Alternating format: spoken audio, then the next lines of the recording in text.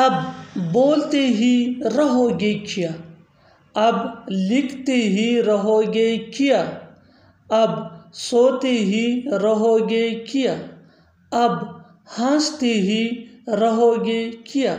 इन जुमलों में हम बोल रहे हैं ही रहोगे क्या।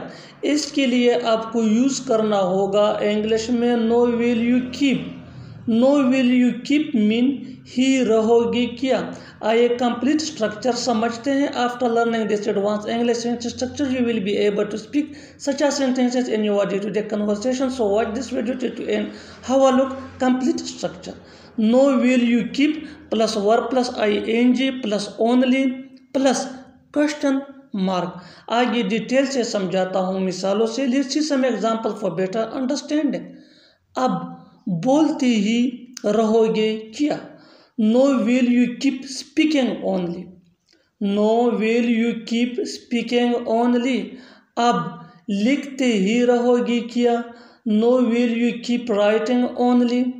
No will you keep writing only. अच्छी तरह समझने के लिए कुछ मिसालें लेते हैं. Let's see some example for better understanding. As much as you practice, as soon as you gain fluency, that is very better for spoken English. अब सोती ही रहोगे क्या. No will you keep sleeping only. No will you keep sleeping only. No will you keep ये हमारा formula है. That's mean ही रहोगे क्या. Next example for better understanding. अब खेलते ही रहोगे क्या. No will you keep playing only. No will you keep playing only. Next example for better understanding. अब पढ़ते ही रहोगे क्या.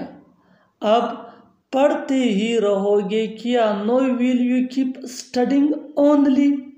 No will you keep studying only. और आखिर में ये सेंटेंस आपके लिए कमेंट सेशन में इसका जवाब ज़रूर देना. Keep this point in your mind that advanced English sentence structure is important for spoken English that can take you from basic to advanced level. So learn and practice this advanced English structure so that you can gain fluency that is very better for spoken English. अब रोती ही रहोगी क्या.